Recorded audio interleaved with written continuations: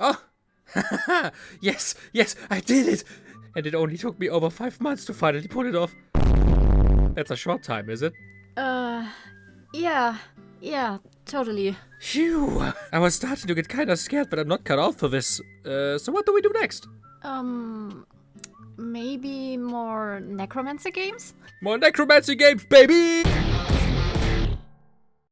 The first game I want to show off today is Tainted, Grail, Fall of Avalon. It just needs to validate the game files every time you launch the game, which can take up to multiple minutes. Well, while we wait, I can show you this absolutely insane soundtrack the game has, like the song that is running right now on the title screen.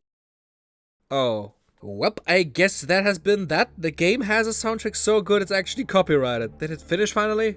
Man, what a beautiful game. Not specifically graphically, but definitely art style and design wise. This game is oozing with style. From the way the armor is designed to the enemies and especially the world. Just look at the giant swords in the mountain or the statue that is holding up the entire cliff. Its aesthetic is so perfect. It basically was the sole reason I was interested in this game from the beginning. Not even having looked at how the gameplay is actually like or anything else, to be honest. Which just makes me even more pissed that I can't show you the soundtrack, because it works so perfectly together with the look of the game that it's just fully sucking me into this world while playing. The game's story is based on the Arthurian legend, so we have things like King Arthur, the Knights of the Round Table and Excalibur, but the game is taking it all into its very own and dark direction, mixing it with a very painterly dark fantasy aesthetic and also having some very obvious inspirations, like this room that could have been designed by H.R. Geiger himself. What I found so interesting about the music now was that it goes into a completely different direction. The soundtrack revolves around Norse mythology, the main theme literally being titled Ymir, and singing about the different realms like Nifl and Muspelheim. The instruments used also follow the style, sounding more like chants and folk songs played by Vikings, although still with a modern touch thanks to some more modern techniques in the background. And I love it. I now have a perfect playlist once my next D&D session happens. I'm also gonna link the playlist with all the songs on YouTube because I really want you to listen to the soundtrack if I'm not allowed to show it here of myself. But I think it's time to actually look at the gameplay. I was so distracted by the art and music, I genuinely have no idea how the gameplay is even. Oh my god! Hey, welcome. What you see here in the background is me from like 5 seconds ago, realizing that this is a Bethesda-style first-person RPG. And if you've been following this series for a while, you know my opinion on those. I am, to this day, still getting comments calling me a fake gamer over it. How dare I not like a game as much as you do, I know. But Oblivion got a remaster recently, and it's now by far the best looking game Bethesda has ever made, and they reworked a bunch of systems to make the game less clunky and annoying, and make the leveling actually work, and yeah, it's still just as boring to play for me. With the same uninteresting combat, the same bugs, the same unintuitive menus, and the same issues I have with literally every Bethesda game. By far the thing I liked the most was the quests though. Doing those was always the most fun for me in this game. Thanks to the actually really good writing and the game now having more than just 2 voice actors, especially moments like the Dark Brotherhood quest were a lot of fun. With its optional objectives in how you are supposed to fulfill the quests for extra rewards was genuinely amazing. Even though the way you unlock this quest line is kinda weird. What? Who are you and what are you doing in my bed? I know what you did. But the quests can be as fun as they want. If I'm not enjoying the main gameplay, I can't really enjoy the game overall. This is a holdup. Hand it over or die. Good choice.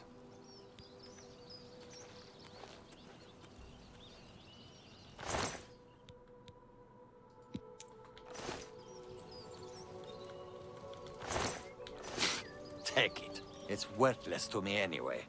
Especially with this awful necromancy. You can have one summon max, and then they are also timed. Not to mention them being literally brain dead and barely being any help in a fight. And leveling your summoning ability is also just annoying, because the game levels your attributes the more you use them. Which in itself is a great system and works very intuitively, but for summoning mainly just means that you run around like this. A lot.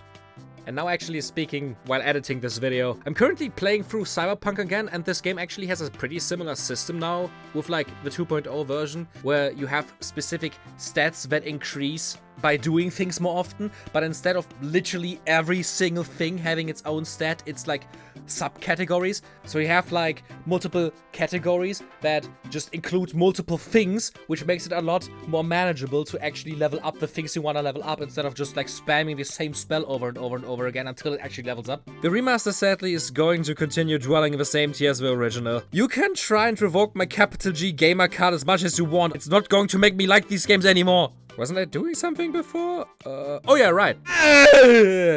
Oh god, why? Why is it a Bethesda-style RPG? Why would you? Okay, let's try to calm down. Maybe we changed and improved it a bunch, similar to how Avowed managed to make me really enjoy this kind of game. So how is the basic gameplay like?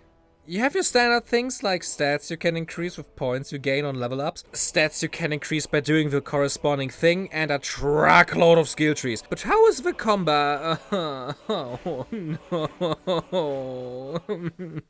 It's 1-to-1 the same as in Oblivion or Skyrim. Floaty punches into enemies that feel bad, and in third person also look bad, but okay, I'm gonna cut them some slack here, because I deliberately warn you about third person not being the best, as the game was entirely designed around first person. So it's not really the biggest issue, but some of these animations, like, come on. Overall, I don't really mind the melee combat being relatively boring for me. I didn't intend for going melee anyway, because we obviously want to go the Necromancer and Mage route, which luckily doesn't really take all that long to reach. You don't unlock spells through the skill trees. Those are almost entirely for passive effects. Spells get treated like weapons, meaning you also have to find or buy them. But good for us, one of the first quests you get after the opening is to take care of some Necromancer that is doing weird necromancy shenanigans at the local graveyard. And as soon as he is dealt with, we have our very own Necromancer robe, staff, and skeleton summons.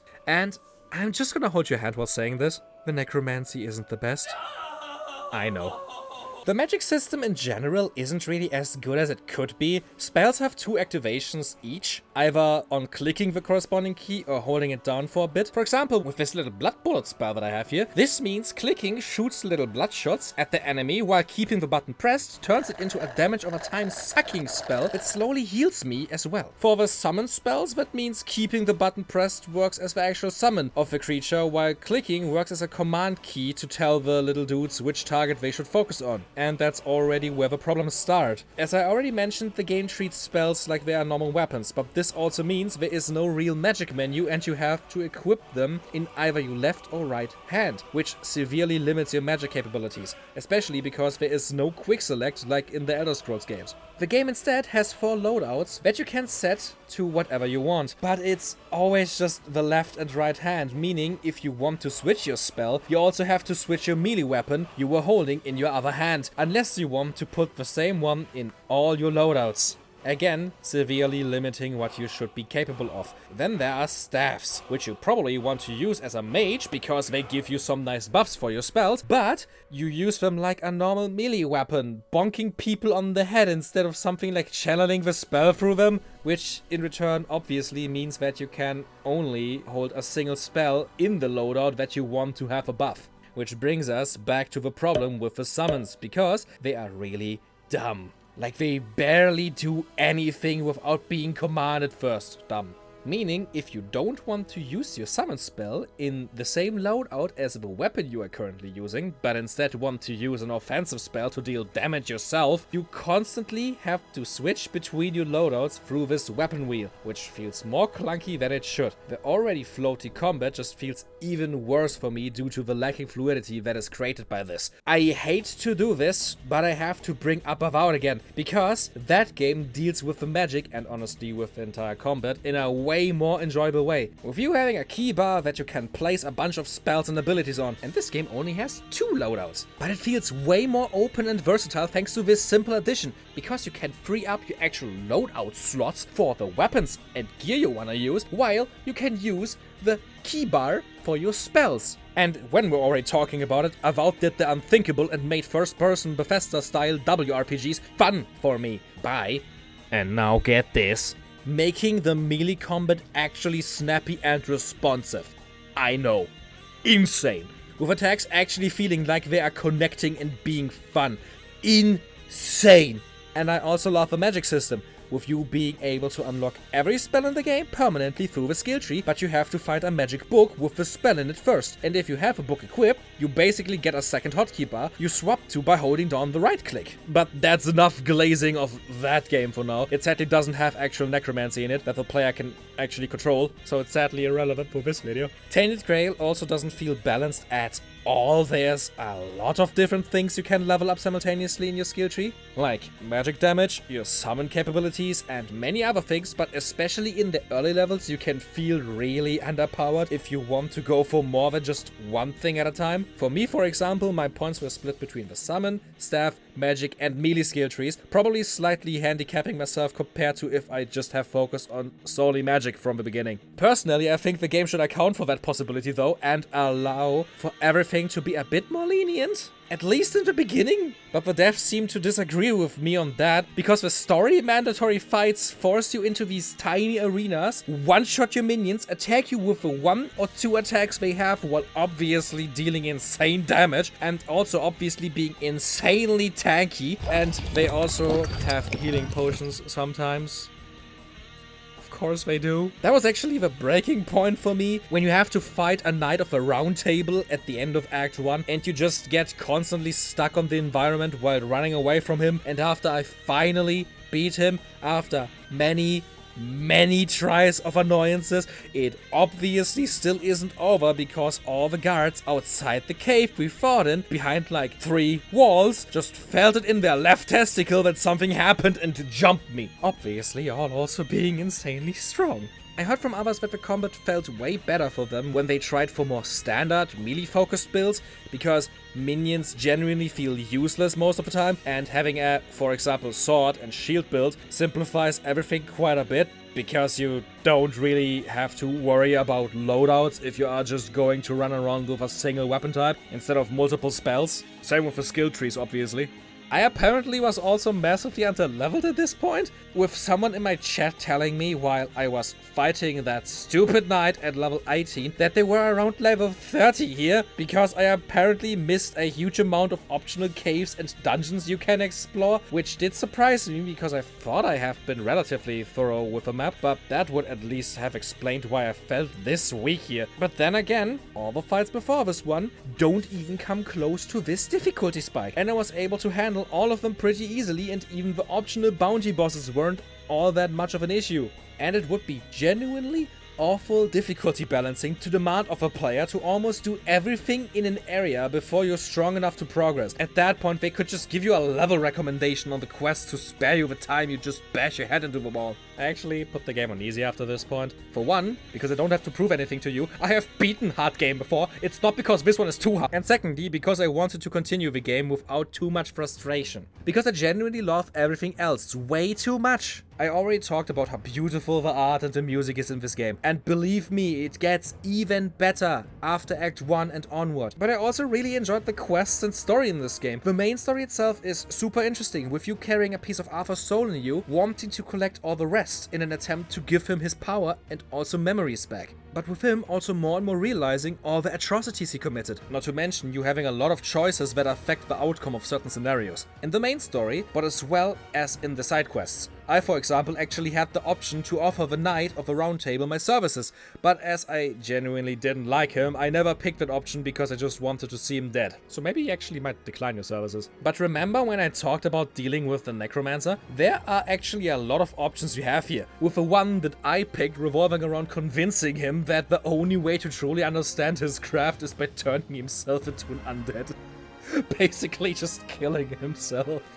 So even if you are like me and don't enjoy the Elder Scrolls style combat or are disappointed by the lackluster necromancy, maybe still give it a shot for the great story, quest and exploration. Or just download a mod to unlock the console to truly turn this game into a Bethesda one. FYI, this game doesn't have a level cap, so nothing is holding you back from just fiddling around with it and giving yourself like 2000 levels. I increased my stats to a ridiculous degree, and I've maxed out every skill tree in the game while still having over 1.5 thousand skill points left. Enemies are now being flung away and one-shot by me when they dare to touch me. Who needs builds? I have all the builds! This one can go right next to Oblivion.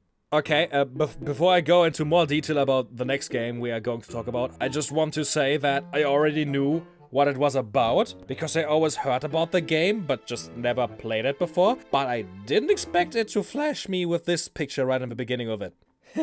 This is really speaking to my German heritage here. Wer hat hier das geheiligte Reich Deutschland erwähnt? And apparently also Necrochans. Are you even German? I don't know. Would you want me to be German?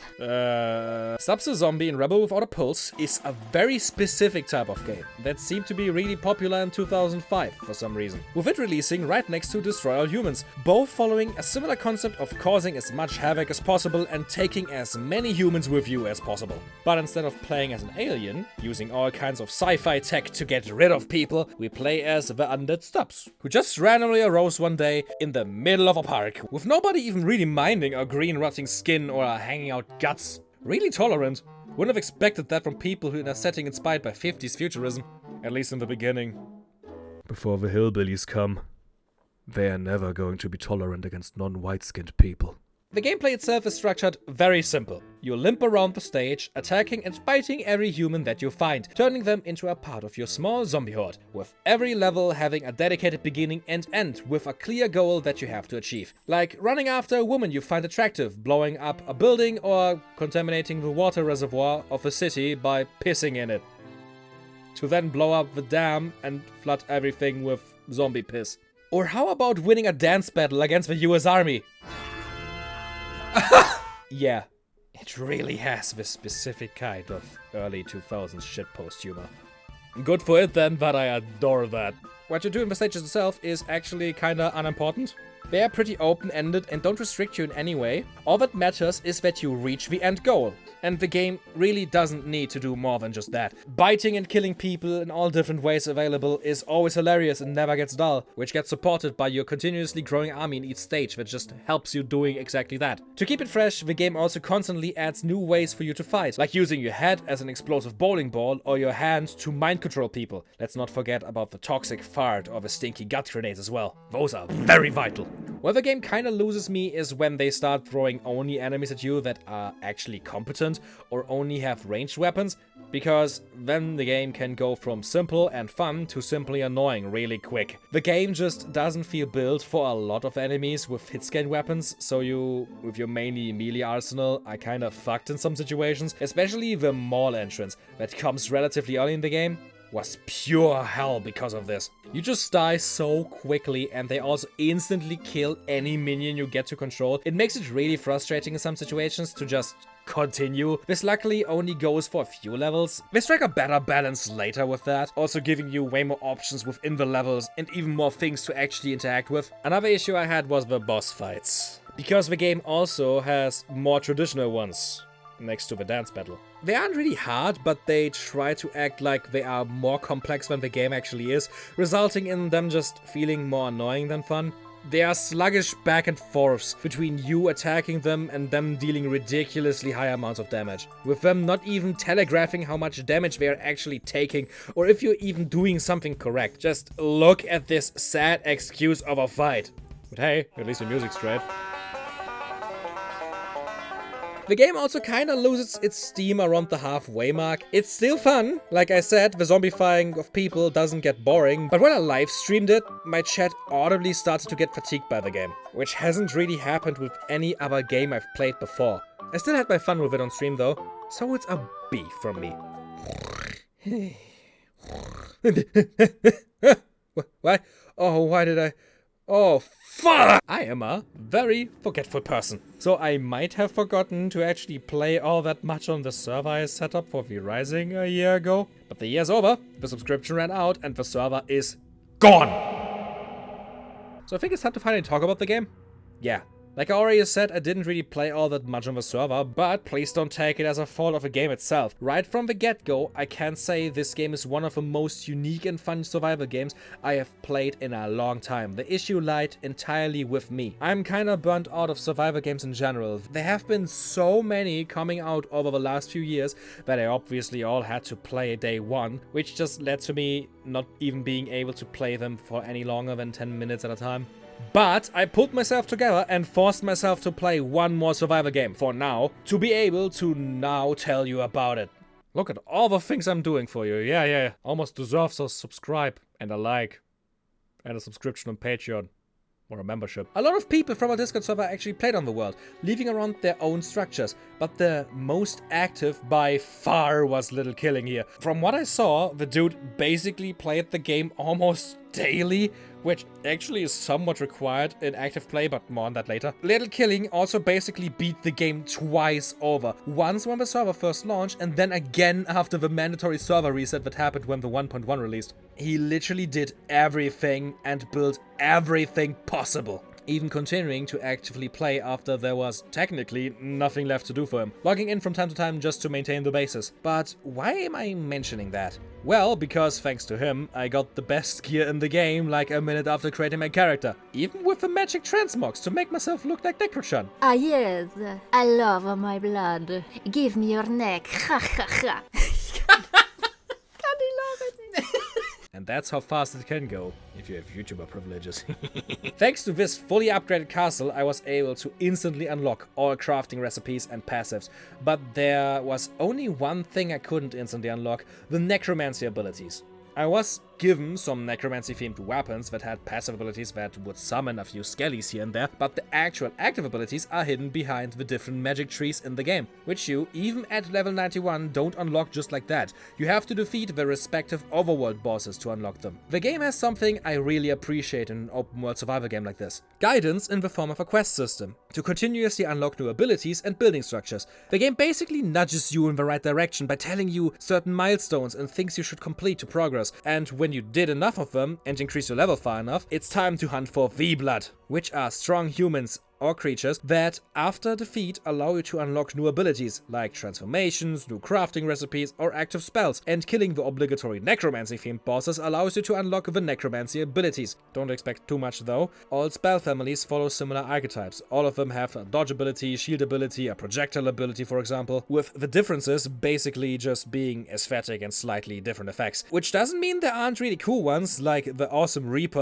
of obligatory ultimate that summons a big army of undead, but my favorite ability by far was one you only get really late. A specific one you can't get through the magic trees, the Soul Shard of Solaris, which gives you access to the Fallen Angel summon as your ultimate. The Soul Shards are a really cool concept in this game. They are drops of the strongest bosses in the game, the so-called Shard Bearers, and each one has a unique ultimate ability of one of the different magic schools. But here comes the kicker, only one exists each, over the entire server. And they are marked on the map, meaning our players see who has them, and they can come and hunt for them, leading into the PvP aspect of the game. Other players can't only just attack you, they can also raid your base and steal your loot. Your character also doesn't unload once you log off, and instead just starts to sleep on the ground where you left. So it's important to have high enough defenses against other players, like vampiric servants you can create by turning humans that attack unwanted guests for you, only tolerating players that are in your clan. It's an interesting back and forth, encouraging player interaction and combat, but this sadly also includes an aspect that I really don't like in this game. The map is somewhat small, at least compared to other survivor games, and castles can only be built at specific locations on the map, meaning potential castle space is kinda limited, so they needed to find a way to ensure that there's always space for new ones on public servers, and that there isn't a whole bunch of abandoned ones across the map taking away the space, so they decided that your castles have an upkeep cost. And if it runs out, it starts to decay, turning it into a ruin. In itself an interesting idea for active players to take care of your castle, and it's everything but hard to fill it up so much that it lasts for days. But now imagine you go on vacation for over a week, or you have some internet provider issues or anything else, and when you return your castle is gone. It's what kept me away from the game for most of the time, because I tend to sometimes have longer gaps between play sessions, and I wouldn't want to deal with that the entire time. But I luckily didn't have this issue this time, obviously with the great help of Little Killing. The game still is probably one of my favorite twists in the survival game genre itself, with its awesome boss fights and just gorgeous castles you can construct. So I'm comfortably putting it into B tier. Also, maybe another short mention would be Elden Ring Nightreign. And by short, I mean really short, because there isn't really that much to talk about, because this game just is mostly Elden Ring, but as a roguelike. And I don't even mean that as a bad thing. I wanted to play more third-person action game roguelites for a while now, so this game is actually perfect for what I wanted. With a genre shift, the game also isn't open world anymore. You select the boss you want to face at your hub, wait for a group to form or join in with your friends, and start exploring the map. It's a relatively small map that you can get across extremely quickly, especially thanks to the massively increased running speed they gave you due to the removal of Torrent. But you can't explore the map for all that long, because the game uses the ever-closing storm circle from Fortnite. You heard correctly. Fortnite. And you definitely don't want to stay outside of that one for too long. It can kill you real quick. Especially when you're inside a cave and you can't find the goddamn exit!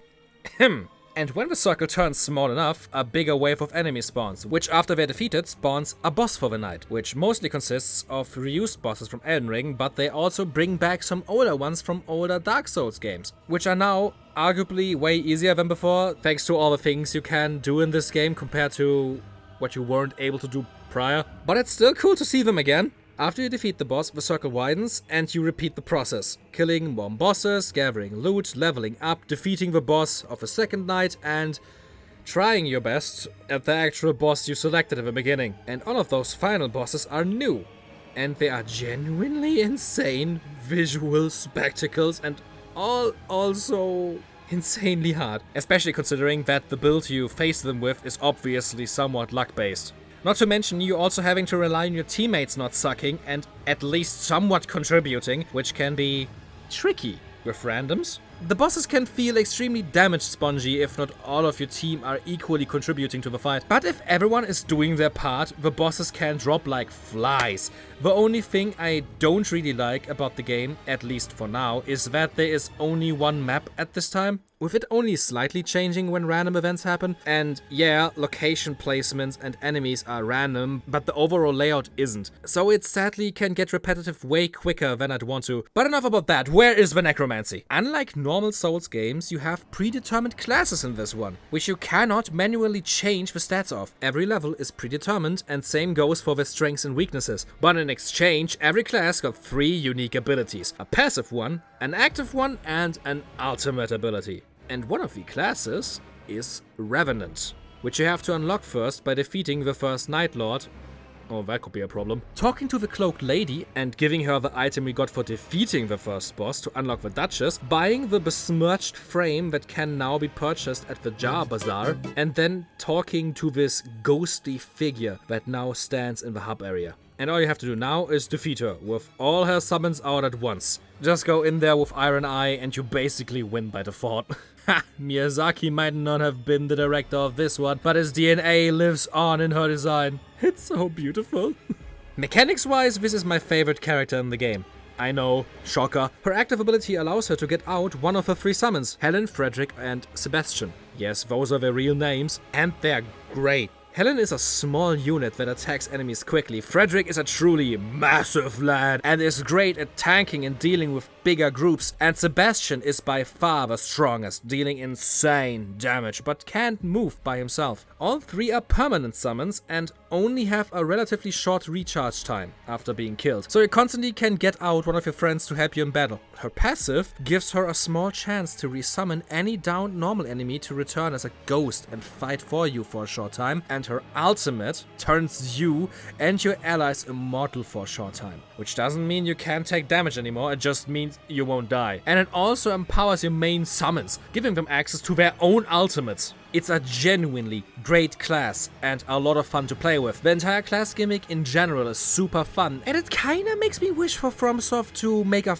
full Souls game where you have more restricted classes that in exchange allow for more varied gameplay styles like this game offers. And it also is just very funny to finally have some more varied body types in a FromSoft game and have this small puny girl run around next to this absolutely massive and buff dude. Definitely want more of that as well. but I said that it's my favorite class mechanics-wise for a reason. Overall, I'd say I enjoyed playing the most as either Iron Eye or the Raider, and there is a reason for that. The staying back and letting your minions take over approach doesn't really work all that great, with a constant stress of a timer and you having to be on the move. Revenant summons oftentimes just feel too slow to get used to their true potential, and from what my different teammates told me, the summons are also more annoying and distracting for them than actually helpful in a fight. You're able to somewhat make her more useful with the augments you find in your runs that you then can equip before starting a new one, by for example allowing her ultimate to also heal nearby teammates, but it sadly doesn't do enough for now, at least in my and my friends' opinions. So I'd maybe recommend leaving the class more for solo runs than the actual multiplayer,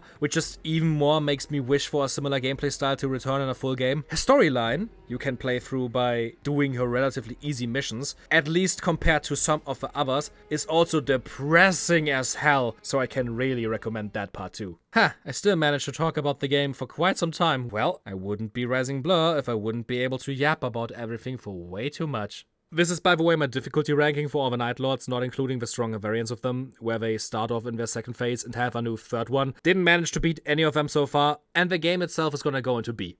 Necromancer's Tale is a game we already talked about quite some time ago at this point, back then only having been able to talk about the demo, where the devs themselves asked me if I'd be interested to try it out. And so much time has passed, in fact, that the devs contacted me again with the great news that the game finally fully released. And I want to be fully transparent about the fact that I was contacted by the devs here. It wouldn't feel right to not tell you about this, like I'm not actually being genuine about my opinions on the game. But you can stay relaxed, I didn't sign anything, and they also didn't ask me to only talk about things I actually liked. I'm fully allowed to rip into this game if I so choose to, as they just asked me if I'd want to talk about it. And if I ever turn into that kind of sellout that would sell their opinions for money, just tag me behind the back end. I actually don't really know what I could still add to my review from last time. The full release is a straight continuation of a demo. What I can say about the game's structure itself is that after thinking about it for a little bit longer, it reminded me less of classical CRPGs like Baldur's Gate, where the main gameplay loop revolves around continuously exploring new areas and fighting. But way more, it reminded me of classic point-and-click adventure games. There still is dungeon crawling and turn-based battles here, but most of your time, and especially in the beginning, is spent by talking in this one relatively manageable sized town to people and solving the issues by finding the correct item they need, or by collecting all the ingredients for the rituals inside the Tome of Your Father, but more on that later. But instead of always only having a single solution for each hurdle, the Necromancer's Tale offers a way more open approach. Almost every roadblock has multiple solutions, allowing for your creativity to run wild and making it easier, but sometimes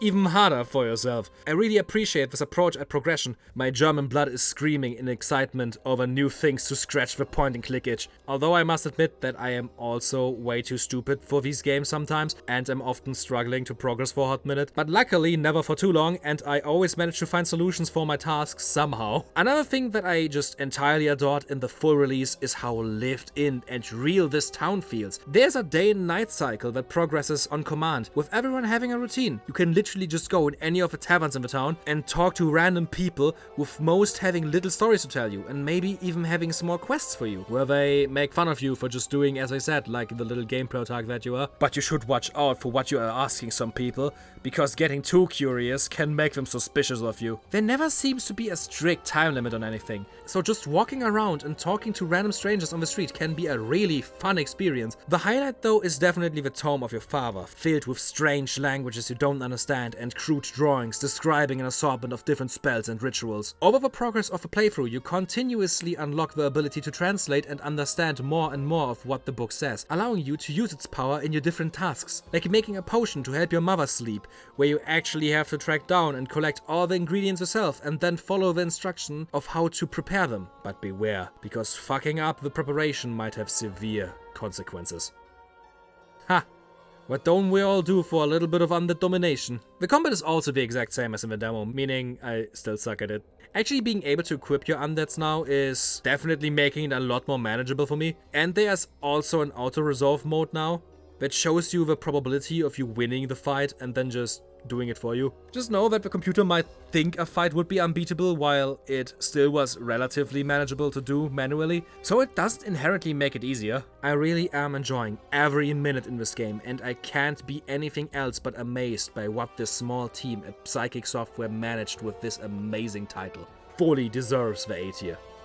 And I just want to mention, this is definitely not a brag or anything, but I also influenced the development of this game. And by influenced, I mean I did something so stupid that the devs found it so funny, they actually implemented it in the game. Remember when I talked about the demo last time and how I was able to flirt with some god lady? Well, it turns out that was a big misunderstanding and she never actually wanted to go out with me. But the devs found my excitement in the livestream and in the video so funny that they actually added it to the game, making her way more flirtatious towards you than before. So to all the Necro Rizzlers out there, yeah boy, did you a solid. You can thank me later or just become a member or patron. And now that this is over, I'm just gonna...